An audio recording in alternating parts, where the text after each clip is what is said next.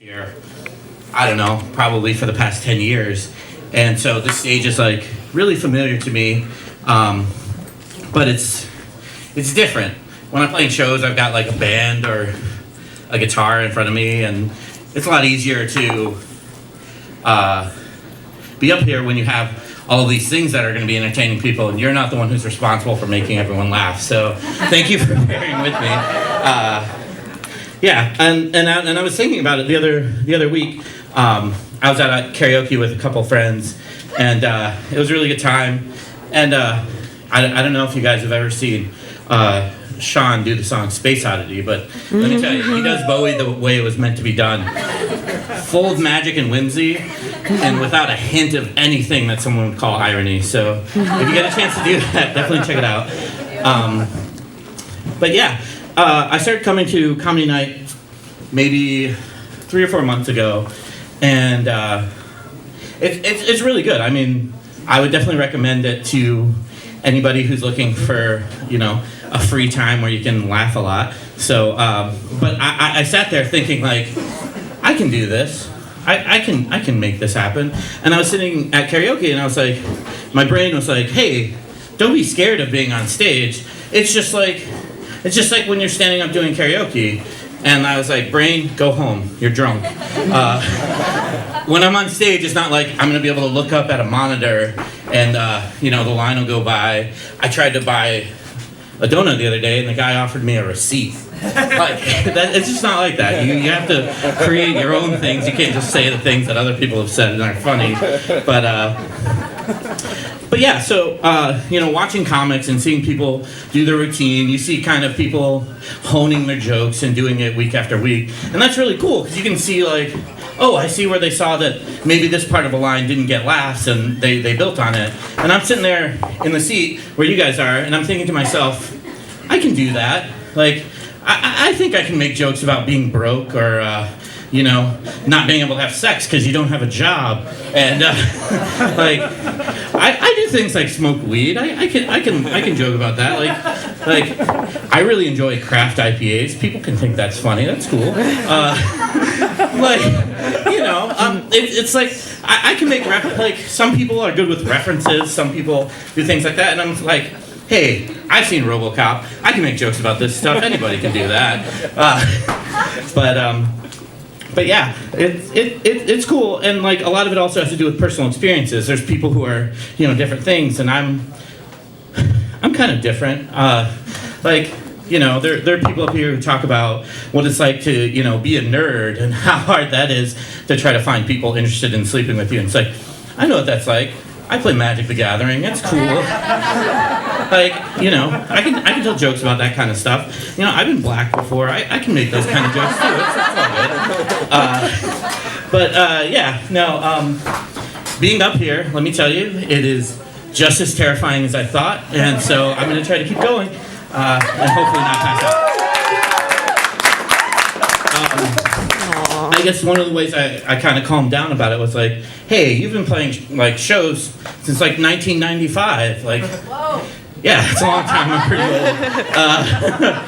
old. But I remembered thinking like, my first band was a Christian ska punk band, which like you gotta know you're gonna go far when that's the way you describe it. But there were it was at a church, and there was literally a baby someone brought to the show. And I'm like, okay, cool. And I was thinking about that. I was like, that baby there at the show in 1995 can vote for president.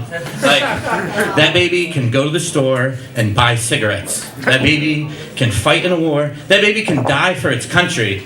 I mean, if you think about it, like, I could fuck that baby, and that wouldn't be illegal. All right.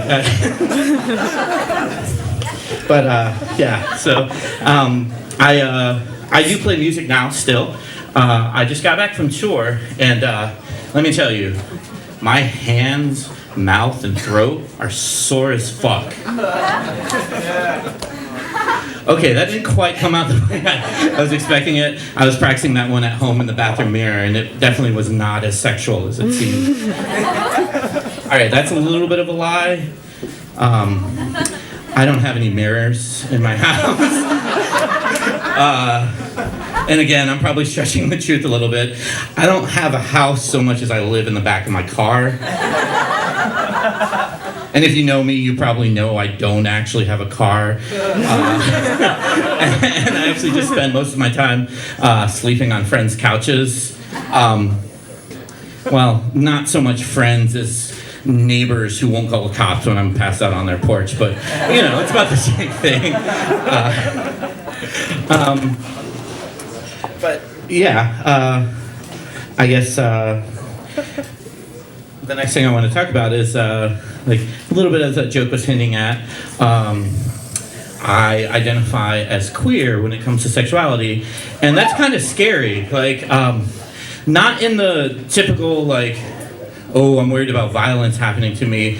I'm privileged enough to be like a dude who's sort of big looking, so I don't get beat up that much. And besides, I probably got beat up for being Mexican and a nerd way more already, so don't so much have to worry about that. But really, the scary part of it is that when you meet people and you find like these new interesting friends, it's terrifying because it's not like you can just make, oh, hey, this is my buddy, I hang out with them. It's like every single cool person you meet and talk to, like, they could be the next person that's gonna break your heart.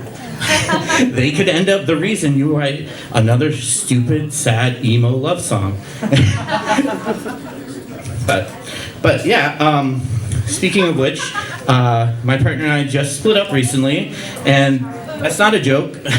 Just looking for some sympathy. It's cool. But yeah, so along with being a weirdo, I have a Tumblr, and yeah, I'm a 31-year-old dude with a Tumblr. Not creepy at all, I promise, but on there it gets kind of upsetting because you see people, see like mostly like teenagers talking about how bummed they are about, oh, I didn't get this new car for my birthday, or oh, they canceled the show I liked. I'm so depressed. And it's like, no, you're just fucking bummed. That's okay. You can be sad. Don't call things depressed. Like, I suffer from depression. That shit's not fun. Like depression is kind of like a thing where it's sort of like an abusive relationship, except it's an abusive relationship with yourself. So, like, you have someone who's always putting you down, telling you you're not good enough, like, you know, just making you feel like shit, second-guessing every decision you make. And the thing is, you can't just, like, break up with that guy and tell all your friends, that dude was fucking crazy. Because that dude's you. So, it's definitely not an easy thing to deal with. I think I have just one more joke here. I was in Cleveland over New Year's. Woo, Cleveland! It's actually a really rad place. I really enjoy spending time there. And one of my favorite parts about Cleveland is they have these two Asian markets that are like amazing. I don't know if you've ever been to the Asian market out by Okemos, but that one's pretty solid. And the two in Cleveland are like twice the size, and there's all sorts of crazy, awesome goodness, and it's really cool.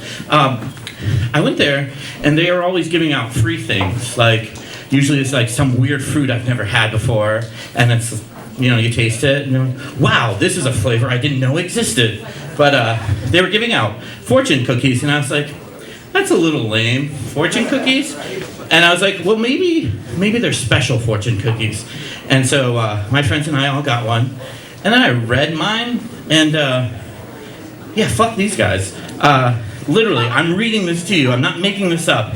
It says, keep your feet on the ground, even though your friends flatter you. And I was like, what? Joke's on you, fortune cookie. I don't have any friends. And if they did say things nice enough to make me feel a little full of myself, what the fuck do I have to listen to a fortune cookie? You're being given away for free. Shit. Well, thanks again, guys. Danny Ryan.